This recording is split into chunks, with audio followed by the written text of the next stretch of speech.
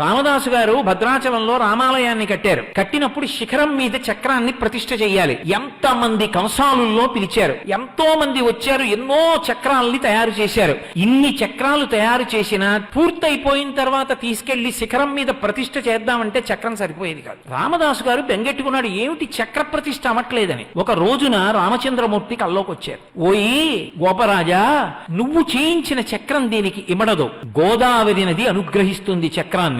నువ్వు రేపు స్నానం చేసి గోదావరిలో నిలబడు, అలల మీద తేలి సుదర్శన చక్రం వస్తుంది అన్నారు. రామదాసు గారు ఆ గోదావరి నదిలో స్నానం చేసి నిలబడి ఉండగా అలల మీద తేలుతూ వచ్చింది చక్రం. ఇప్పుడు భద్రాచలం రామాలయం పైన ఉన్నటువంటి చక్రం ఉన్నదే, ఆ చక్రం గోదావరి ప్రసాదంగా అలల మీద తేలి వచ్చిన చక్రాన్ని రామదాసు గారు ప్రతిష్ఠ చేశారు. గోదావరి మాట్లాడింది. ఒకానొకప్పుడు రామానుజాచార్యుల వారిని పరమభక్తుడు రామచంద్రమూర్తి. రామానుజాచార్యుల వారంటే విశిష్టాద్వైత మత ప్రవర్తకులైనటువంటి భగవద్ రామానుజుల గురించి కాదు నేను మాట్లాడుతున్నది. భద్రాచలంలో ఉన్నటువంటి అర్చక స్వామి పేరు రామానుజాచార్యుల వారు. పరమభక్తి తత్పరుడు. ఆయన దేవాలయంలో ఉండగా కొంతమంది, ఆ రోజుల్లో అలా ఉండేవి భావనలు, దేవాలయంలో ఉన్నటువంటి విగ్రహాలని ధ్వంసం చేయడానికని బయలుదేరి వచ్చారు. వచ్చినప్పుడు వాళ్ళు వచ్చేస్తున్నారు దండయాత్రగా, రామాలయంలో మూర్తుల్ని బద్దలు కొట్టేస్తారని అవి కనపడకుండా మట్టితో గోడ కట్టేసి చిన్న కన్నం పెట్టి లోపల అఖండ దీపం పెట్టి ఈ కన్నం యువతల నుంచే రాముడికి నైవేద్యం పెట్టేవారు. బయట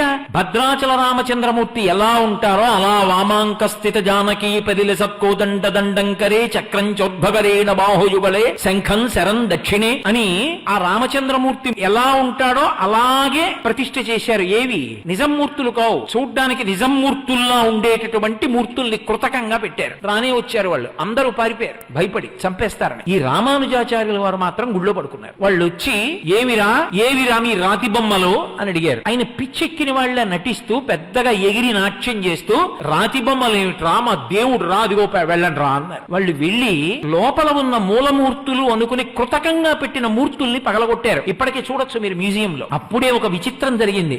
ఎక్కడి నుంచో ఇద్దరు ద్వారపాలకుల మూర్తుల్ని ఒంటె మీద తీసుకొచ్చారు. ఆ ఒంటె నడుము విరిగిపోయింది, అది తీసుకెళ్లలేకపోయింది. ఆ ద్వారపాలకులు ఉండిపోతే వాటినే భద్రాచలంలో పైన ప్రతిష్ఠ చేశారు ద్వారపాలకులుగా. వాళ్ళు భద్రాచలం వచ్చారు. ఇంకా పెద్ద విశేషం ఏమిటో తెలుసా? ఒకప్పుడు రామానుజాచార్యుల వారు అంటే అర్చక స్వామి, ఉత్సవమూర్తుల్ని ఎత్తుకుపోతారు ఎలా అని చెప్పి సీతమ్మని, రాముణ్ణి, లక్ష్మణుణ్ణి ముగ్గురిని పట్టుకెళ్లి తిన్నగా గోదావరి ఒడ్డున ఒక రాళ్ల కుప్ప కింద దాచారు. ఈయన వెళ్లి దేవాలయంలో అమ్మయ్య మూర్తుల్ని రక్షించాను, గుడి నిలబడిందని సంతోషించారు. గోదావరి పెద్ద ప్రవాహం వచ్చి ఈ ఉత్సవమూర్తుల్ని తీసుకెళ్లిపోయి ఆయన గోదావరి ఒడ్డుకు వచ్చారు. ఉత్సవమూర్తులు లేవు. ఉత్సవమూర్తులు వెళ్లిపోయాయి కాబట్టి నేను గుడికి రానని ఆయన ప్రాయోపవేశం చేసి అక్కడే కూర్చున్నారు, శరీరం వదిలేస్తానని.